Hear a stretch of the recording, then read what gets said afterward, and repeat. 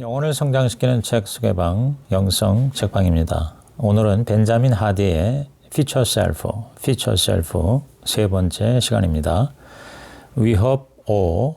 시급한 문제와 사소한 목표가 당신의 발목을 잡는다. 위협 5. 시급한 문제와 사소한 목표가 당신의 발목을 잡는다. 시급한 문제에 사로잡히면 다람쥐 쳇바퀴 돌듯 하게 된다. 사람들이 하루하루 근근히 살아가는 이유는 목표가 하루를 보내는 데 맞춰져 있기 때문이다. 하루하루 살아가는데 초점을 맞추면 생존 모드를 벗어날 수 없고 늘 급할 수밖에 없다. 쳇바퀴 도는 다람쥐처럼 오랜 시간 많은 에너지를 소비하지만 앞으로 나아가지 못한다. 이러한 삶의 사고방식에서 벗어나려면 초점을 바꾸어 더 원대한 미래와 연결해야 한다. 미래의 나를 진지하게 바라보고 투자와 배움을 시작한다면 5년 후 당신은 어떤 위치에 있을 것 같은가? 시급한 문제는 중요하지 않고 중요한 문제는 시급하지 않다. 시급한 문제는 중요하지 않고 중요한 문제는 시급하지 않다. 스티븐 코비의 유명한 이야기는 양동이에 돌멩이와 자갈을 다 넣는 실험에 관한 것이다. 큰 돌을 먼저 넣을 때 자갈까지 모래까지 양동이에 다 들어갈 수 있게 되었다.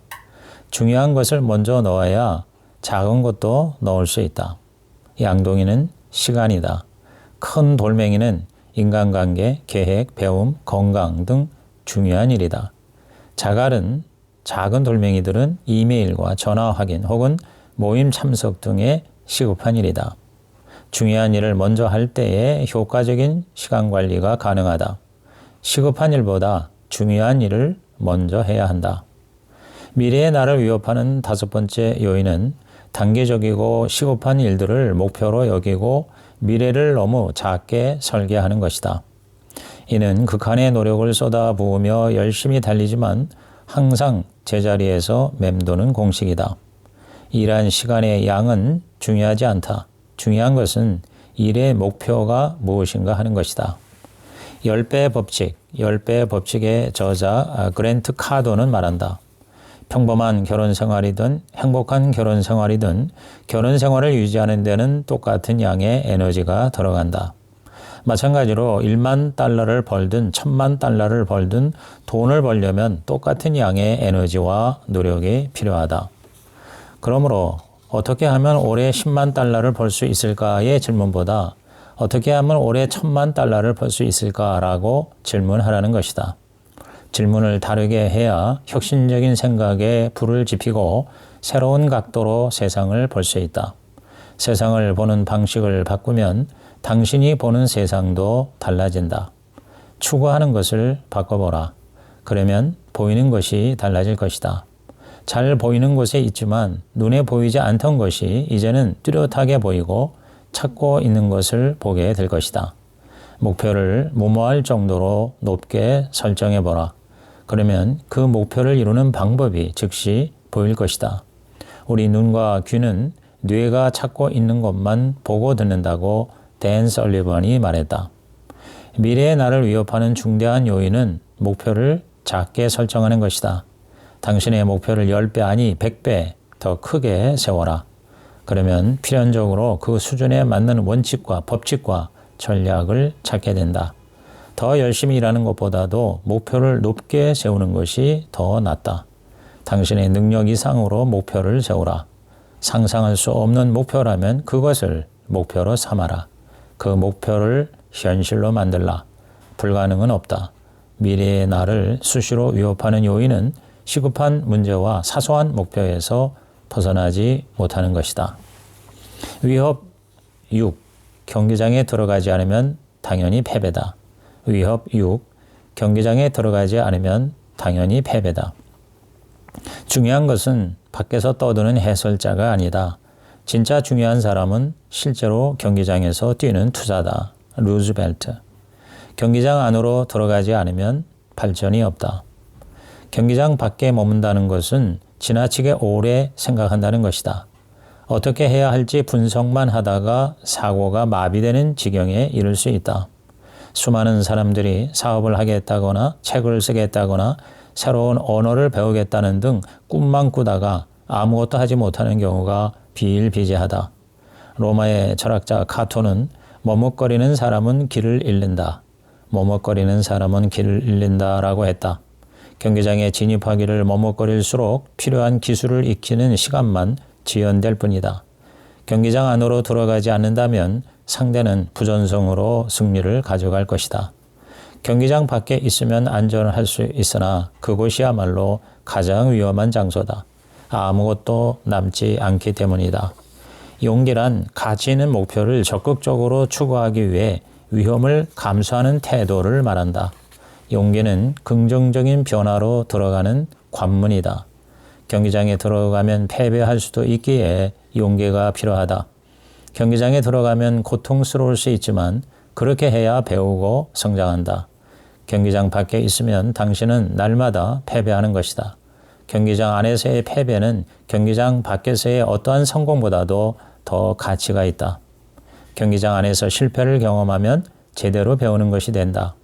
경기장 밖에 있으면 이론만 따지고 비평만 일삼을 뿐 패배가 없으니 배울 수도 없고 응용할 수도 없다. 지금 경기장 안에서 경험하는 실패는 몇 년 전의 실수보다도 더 중요한 교훈을 준다. 경기장 밖에 있으면 꿈꾸는 것 같은 환상적인 경기를 구경할 수는 있다. 그러나 진정한 승리의 보상은 얻을 수 없다. 그리고 경기를 안다고 하지만 사실은 제대로 모르는 것이다. 관중은 앉아서 분석만 하다가 두려움과 결정 필요를 느낄 뿐 옴짝달싹도 하지 못한다. 경기장 안에 있다는 것은 현실을 직면하고 받아들인다는 뜻이다. 경기장 안에 들어가면 더 이상 현실이 두렵지 않다. 현실이 곧 교사이기 때문이다. 경기장 안에 있다 보면 마침내 미래의 내가 되어 현실을 원하는 대로 만들 수 있다. 위협 7. 성공이 실패의 기폭제가 될 수 있다. 위협 7. 성공이 실패의 기폭제가 될 수 있다. 성공병에 걸리면 더 높은 차원의 노력을 하지 않는다. 성공은 그들에게 통달을 안겨줘 성공을 낳게 해준 행동들을 더는 하지 않는다. 빌 웰시. 성공은 종종 미래의 나를 파괴한다. 20세기 최고의 보컬팀인 비틀스는 첫 앨범 만에 큰 성공을 거두었지만 7년 만에 해체의 길을 걸었다. 성공을 거두면서 그들의 위치와 목표가 하나 되지 못하고 복잡해졌다. 밴드 내에서 분열이 일어난 것이다. 비틀스의 해체는 성공이 성공을 잡아먹는 성공병에 걸린 수많은 사례 중에 하나다. 미래의 나를 위협하는 7번째 요인은 흥미롭게도 성공이다. 성공은 잘 관리하기 어렵다. 사람들은 상황이 좋아지기 시작하면 대체로 자멸의 길로 가게 된다. 성공을 한 후 편안함을 느끼는 기준선을 넘어가고 그 결과 자기도 모르게 자기 파괴적인 행위를 하는 것이다. 장기적으로 지속적으로 투자하면서 계속 성공하려면 처음에 설정한 기준을 넘어서야 한다. 성공을 거둔 후에는 과거의 삶에서 경험하지 못한 수많은 문제가 생긴다. 돈, 시간관리, 인간관계 등이 중요한 문제로 불거진다. 그런 문제를 분석만 하다가 사고가 마비되고 신속한 결정을 내리지 못하고 장기적인 목표를 뒤로 미루고 초점을 잃고 만다. 그런 복잡성을 걸러내서 관리하지 못하면 몰입과 집중력이 무너진다. 시간과 주의가 분산되면서 명확성과 초점을 잃게 되고 필연적으로 몰락의 길을 가고 마는 것이다. 가장 중요한 요인은 명확성의 역설, 영어로 The Clarity Paradox라는 현상 때문이다. 이 현상은 예측 가능한 4가지 단계로 설명할 수 있다. 1단계, 명확한 목적이 분명하게 있을 때 성공에 이른다. 2단계, 성공을 거두면 더 많은 선택지와 기회가 생긴다. 3단계, 선택지와 기회가 늘어날 때 노력이 분산된다. 4단계, 노력이 분산되면 처음에 성공을 이끌었던 명확성이 줄어든다. 좀 과장해서 말하면 성공이 실패의 기폭제가 되는 것이다. 로버트 브롤트가 말했다. 장애물을 만나 목표에서 멀어지는 것이 아니다. 눈앞에 보이는 덜 중요한 목표를 추구하다가 진정한 목표에서 멀어진다. 성공을 거둘수록 기회가 많아지고 덜 중요한 목표를 이루는 작은 성공들에 에너지와 집중력을 빼앗긴다.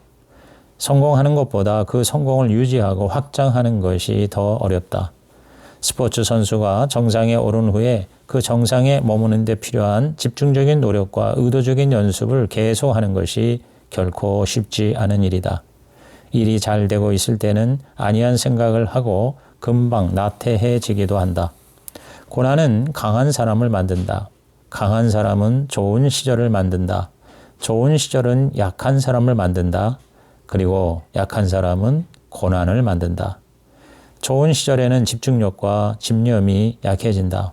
미래의 나를 더 원대한 모습으로 꿈꾸는 것을 멈춘다. 그리고 잠깐의 도파민을 얻는 쾌락을 추구하는 일에 빠진다. 수학의 법칙에 따라 뿌린 대로 거두게 되는 것이다. 세계 역사를 봐도 한때 거대했던 제국들이 다 몰락했다. 성공이 실패를 낳고 만 것이다. 자유가 사라지고 사회 구성원들이 더 나은 사회를 만들기 위한 자유의지를 발휘할 수 없을 때 그 사회는 무너지고 만다. 그런 점에서 공산주의는 반드시 몰락하게 되어 있다. 개인이나 조직 혹은 국가나 성공을 제대로 관리하는 것은 결코 쉽지 않다. 성공하는 것과 그 성공을 확장하는 것은 완전히 다른 차원이다. 성공을 할 경우 예상치 못한 복잡성에 직면하게 된다. 한 번의 성공만 맛보고 주저앉는 것을 피하려면 성공할 때마다 미래의 나를 명확하게 다시 그려야 한다. 덜 중요한 목표를 계속 제거하고 가장 중요한 목표, 정말로 원하는 것에 끊임없이 초점을 맞추고 집중해야 하는 것이다. 성경 말씀대로 두 마음을 품으면 결코 정함이 없다. 즉 자기의 모든 길에서 안정이 사라지고 마는 것이다. 성공은 미래의 나를 위협하는 심각한 요인이다. 이상 일부의 키포인트, 미래의 나에 대한 위협, 다시 정리를 하면 미래의 나는 고정불변의 모습이 아니다. 삶이 나아갈 방향은 무궁무진하다. 현재의 나는 미래의 나를 필연적으로 만나게 된다. 2년 후, 5년 후, 10년 후 죽지만 않는다면 누군가가 되어 있을 것이다. 따라서 스스로 이런 질문을 해봐야 한다. 미래의 나는 어떤 모습일까? 이 질문은 아마도 인간이 스스로에게 묻는 가장 중요한 질문일 것이다. 파트 1에서 미래의 나를 위협하는 핵심 요인 7가지를 살펴보았다. 그 요인들을 잘 점검하지 않는다면 미래의 나는 잠재력을 온전히 펼치지 못할 것이다. 7가지 위협 요인 리스트를 활용해서 현재 어떤 요인이 가장 위협적인지를 검토해보라. 이제 파트 2에서는 미래의 나에 대한 진실 7가지를 탐구할 것이다. 미래의 나에 대한 진실을 온전히 이해하면 미래의 내가 어떠한 모습이 될지 잘 계획할 수 있다. 그리고 현재 상상하는 것 이상의 삶을 창조할 힘을 얻을 것이다. 제2부 미래의 나에 대한 진실 7가지. 미래의 나에 대한 진실 7가지. 인간에게 정말로 필요한 것은 아무런 긴장 없는 삶을 살아가는 것이 아니라 가치 있는 목표를 이루기 위해 고군분투하는 것이다. 빅터 프랭클. 목표가 정체성이 행동을 끌고 간다. 마틴 루터 킹 목사는 사람이 목숨을 걸 일을 찾지 못하면 살 자격이 없다라고 했다. 필리핀의 유명한 부패 독재자 마르코스와 맞서 싸워서 대통령이 된 코리 아키노는 평범한 주부였다. 그러나 남편이 마르코스에 의해서 암살되자 조국의 민주주의를 지키는 미래의 나, 즉 퓨처 셀프를 꿈꾸었다.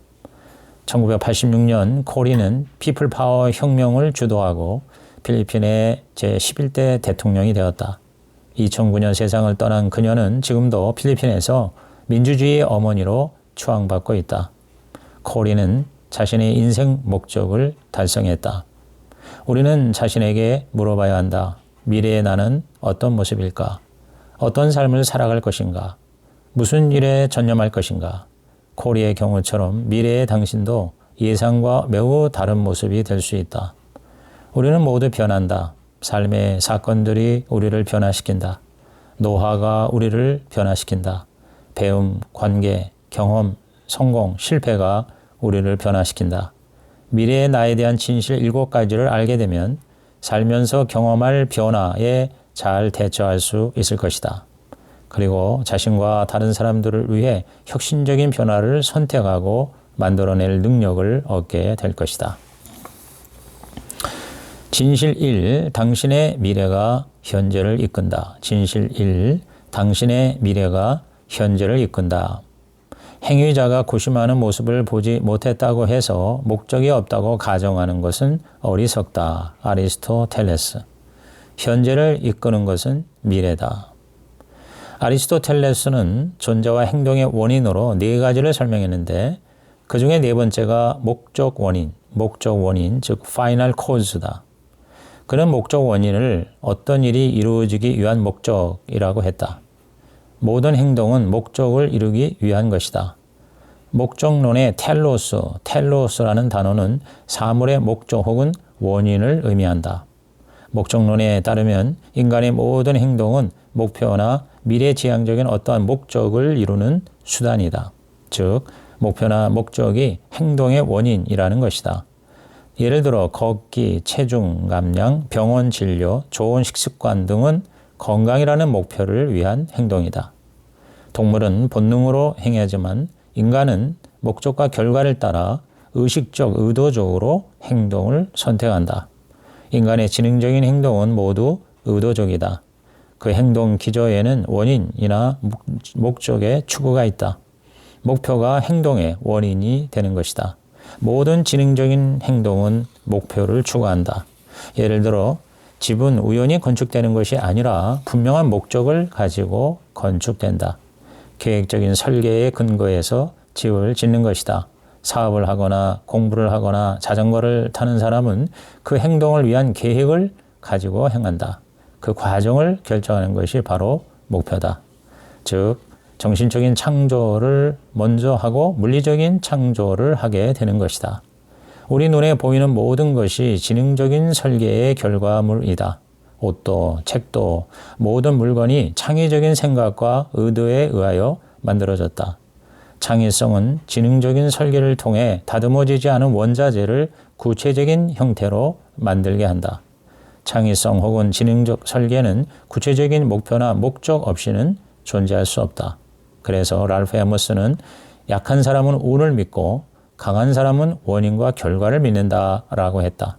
모든 행동과 상황은 우연의 결과가 아니다. 자신이 영향력을 행사해 실현한 행동과 상황일 뿐이다. 인간은 목표라는 의도적인 계획을 가질 때 더 지능적인 행동을 할 수 있다. 몰입도 명확한 목표가 있을 때 효과적이다. 명확한 목표는 행동의 방향과 목적을 제시하는 역할을 한다. 구체적인 목표 없이 몰입하는 것은 불가능한 것은 아니지만 극도로 어려운 일이다. 목표가 초점을 맞출 수 있는 틀을 만들기 때문이다. 구체적인 목표는 몰입의 방아쇠를 당기는 필수적인 요소다. 중요한 것은 지금 무엇을 하고 있는지 그리고 다음에 무엇을 할지 아는 것이다. 그래야 현재의 주의를 계속 집중할 수 있다. 큰 목표를 작은 과정으로 나눌 때 몰입이 가장 잘 된다. 축구선수가 우승에 초점을 맞추되 공격 기회와 구체적인 플레이에 집중해야 한다. 우승에만 매달리기보다 코너킥이나 다음 공격 기회를 얻으려고 노력해야 한다. 지금 당신 앞에 있는 공을 차는 데에 집중하라. 반복적으로 기회를 포착하라. 그런 행동이 우승이라는 최종 목표에 도달해서 승자가 되는 중요한 과정이 되는 것이다. 작가라면 책 한 권을 완성하는 데 초점을 맞추기보다 챕터 한 장, 사파 하나, 한 페이지, 한 문단을 작성하는 것을 목표로 삼으라. 몰입 상태에 있으려면 한 번에 한 가지 목표에 집중해야 한다. 인간에 대한 중요한 진리는 모든 행동이 목표 지향적이라는 사실이다. 프랭클은 영혼의 관점에서 미래를 기대해야 할 수 있는 것이 인간의 특징이다. 이는 극심한 시련의 시기에는 구원을 의미한다 라고 말했다. 인간의 모든 행동에는 목표가 있다. 하다못해 아내가 아무 생각 없이 모자를 쓰는 행동에도 목표가 있는 것이다. 목표에 더 적극적이고 능동적으로 대할 때 더욱 지능적으로 행동하게 되고 더 자유로워질 것이다. 미래의 나에 대한 첫 번째 진실은 미래가 현재를 이끈다는 사실이다. 미래가 현재를 이끈다. 인간은 지능적이다. 자신이 추구하는 목표의 의도와 의식을 가지고 솔직하게 행동하라. 진실 2. 미래의 나는 예상과 다르다. 진실 2. 미래의 나는 예상과 다르다. 인간은 자신의 모습이 완성되었다고 착각하지만 누구나 미완성의 존재다. 지금까지 경험한 대로 현재의 모습은 일시적이고 순간적이며 금방 바뀐다. 데니얼 길버트. 미래의 나는 지금 생각하는 모습과 많이 다를 것이다. 우리는 지금의 내가 진짜 나라고 믿는다. 과거와는 많이 변했지만 미래에는 크게 달라지지 않을 거라는 믿음이다. 이런 현상의 원인은 과거의 기억은 쉽고 미래의 상상은 어렵기 때문이다. 현재의 나와 미래의 내가 본질적으로 같은 사람이라는 믿음을 고정 마인드셋이라고 한다. 고정 마인드셋을 지닌 사람은 미래의 모습을 전혀 상상하지 못한다. 자신감이 부족하고 정체성이 확실하지 않고 실패를 두려워한다. 그들에게는 현재의 내가 가장 중요하다. 대다수의 사람들은 고정 마인드셋을 가지고 산다. 고정 마인드셋을 가진 사람은 지금의 모습이 진짜라고 믿는다. 그들에게는 현재의 내가 가장 중요하다. 미래의 나에 대한 네 번째 위협에서 본 것처럼 미래의 나와 연결하는 중요한 점은 미래의 나를 다른 사람으로 보는 것이다. 미래의 나는 오늘 나의 모습과 완전히 다르다. 관점, 목표, 관심사, 상황, 하는 일이나 취미 등이 현저하게 다르다. 미래의 나는 현재 내가 이해할 수 없는 일을 배웠고 경험했다. 그러므로 미래의 나를 다른 사람으로 보는 것이 효과적으로 사는 데에 매우 중요하다. 미래의 나를 다른 사람으로 볼 때 현재의 고정된 사고의 틀에서 독단적인 생각을 하는 실수를 피할 수 있다. 그리고 현재의 나를 사랑하며 현재의 나의 모든 것이 일시적이라는 점을 인식하게 된다. 당신은 변화되고 발전할 것이다. 얼마나 설레고 자유를 주는 말인가. 미래에 당신이 달라질 수 있고 또 달라진다는 사실을 안다면 현재의 모습을 사랑할 수 있다. 현재의 나는 일시적이다. 이 진실을 알면 성장 마인드셋을 가지고 계속 배우고 성장하는 삶에 관심을 가진다. 성장 마인드셋은 정체성을 유연하게 하고 적극적인 관점을 가지고 사고방식과 가치관을 지속적으로 향상시킨다. 실수할 수 있고 답을 다 몰라도 괜찮다. 상황은 바뀔 것이기 때문이다. 특정한 변화나 결과를 얻는 데 전념하면 그것을 얻을 것이기 때문이다. 나는 현재에 갇히지 않았다. 당신도 그렇다. 당신이 그릴 궤도는 현재 위치보다 훨씬 더 멀리 뻗어 나갈 것이다. 미래의 나에 대한 두 번째 진실은 미래의 내가 예상하는 모습과 매우 다르다는 사실이다. 미래의 내가 현재의 모습과 완전히 다를 거라고 상상하라. 그러면 지금 당장 완성된 존재가 되어야 한다거나 완벽해져야 한다는 부담감에서 벗어날 수 있다. 현재의 나는 일시적이고 순간적이다. 하루만 지나도 달라진다. 이 진실이 당신을 자유롭게 할 것이다. 현재의 나에 대한 연민, 공감, 사랑을 키우라. 과거의 나와 미래의 나에 대해서도 그렇게 하라. 이상 벤자민 하디의 Future Self 세 번째 시간을 마칩니다.